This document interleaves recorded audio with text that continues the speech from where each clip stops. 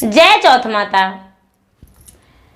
तो मैं बताने जा रही हूँ कि 2022 में पहली बार करवा चौथ व्रत कैसे करें और इस बार 2022 में करवा चौथ व्रत करें या नहीं करें।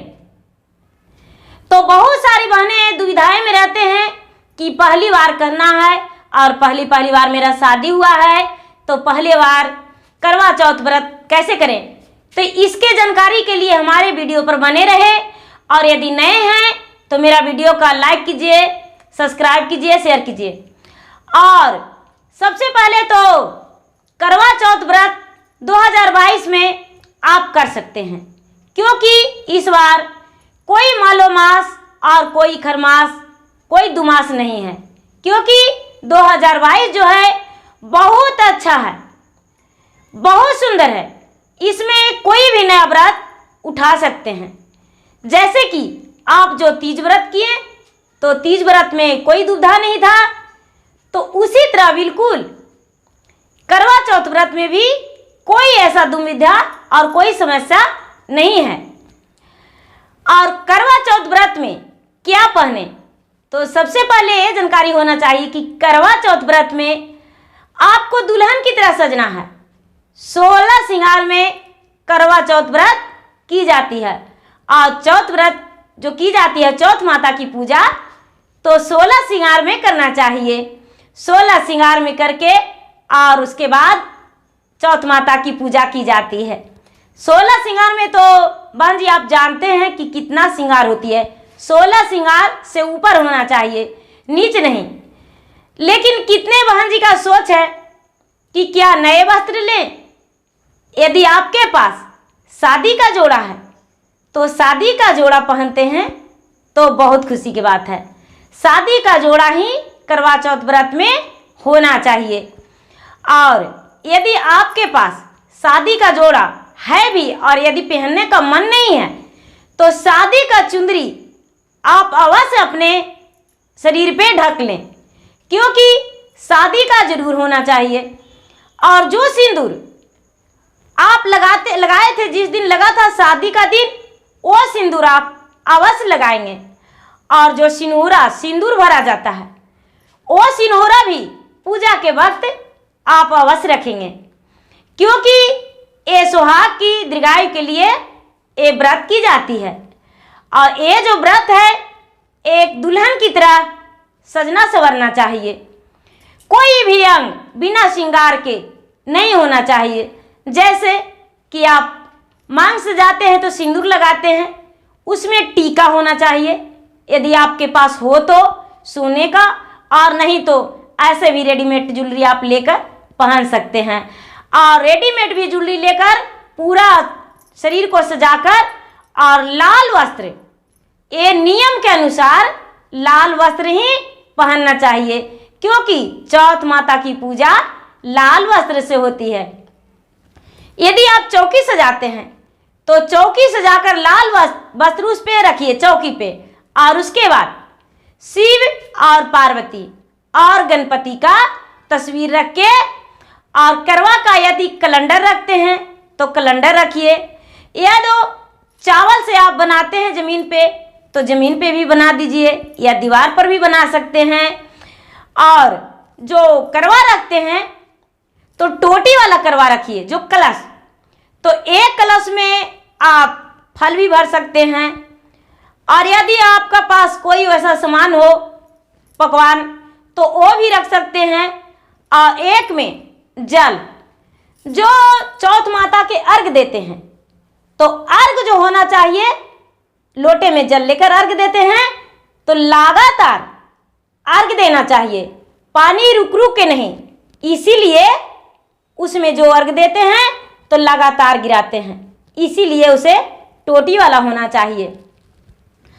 और जो आप चंद्रमा की पूजा करते हैं तो चंद्रमा की पूजा करके और उसके बाद अपने पति को प्रेम पूर्वक, उनको जैसे चंद्रमा की जितना महत्वपूर्ण पूजा किए उसी तरह अपना पति का प्रेम पूर्वक उन्हें आप पुष्प छत लेकर और उनके माथे पे छिड़काव कीजिए। जैसे गंगा जल लेते हैं, गंगा जल छिड़काव कीजिए।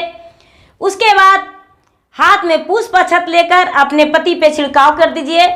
और उसके बाद आप जैसे भगवान को लगाए तिलक, तो अपने पति को तिलक लगा दीजिए। और आरती जैसे भगवान को करते हैं तो अपने पति को आरती कर दीजिए। और पति का पूजा पाठ करके, और उसके बाद जो आप चांद देखते हैं चलनी से, तो चलनी सबसे पहले चांद देखिए और उसके बाद अपने पति का मुखड़ा देख लीजिए। और उसमें जो जोत जलाते हैं, तो जोत जो जलाते हैं तो पहले चांद को देख के उसके बाद पति को देखा के, और जो पति आपको उस वक्त वहां पे उपस्थित हैं तो पति का मुख देखकर, और उसके बाद ही आपको पति जल पिलाएंगे और कोई ऐसा चीज आपको खिला देंगे। मीठा होना चाहिए, ये नहीं कि आप नमक खा लें, नहीं, मीठा चीज ही आपको पति आपको खिलाएंगे।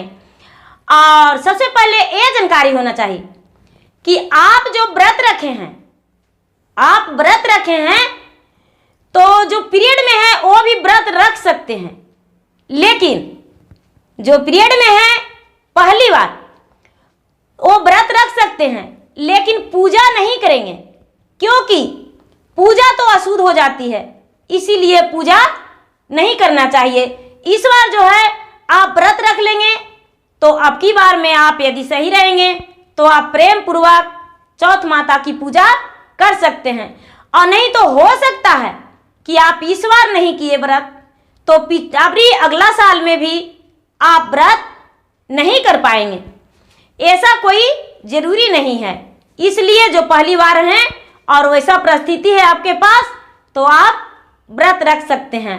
और जो व्रत किए हुए हैं, जो पहले से करते आ रहे हैं, और यदि पीरियड में है तो व्रत करके और पूजा दीदी आप नहीं करेंगे, क्योंकि पूजा नहीं करना चाहिए।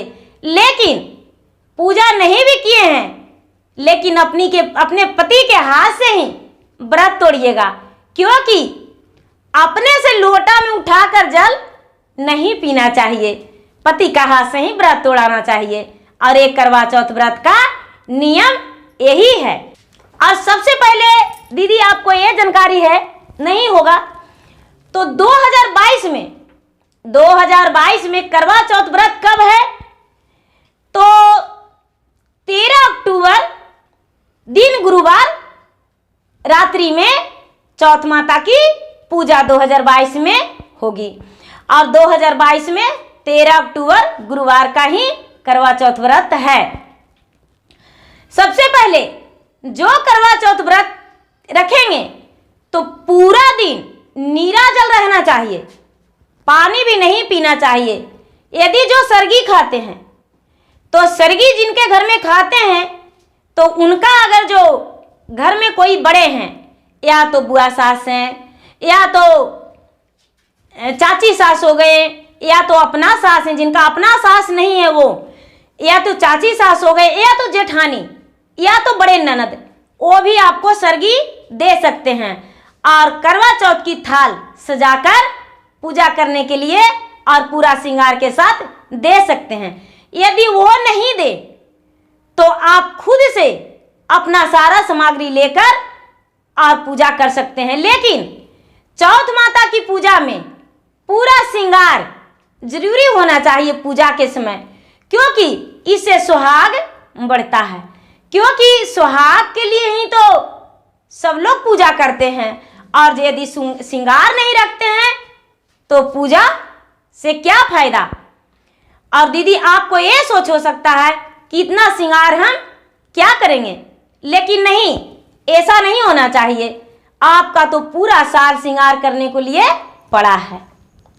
धन्यवाद दीदी, और ज़्यादा जानकारी के लिए अगला वीडियो में हम दे देंगे।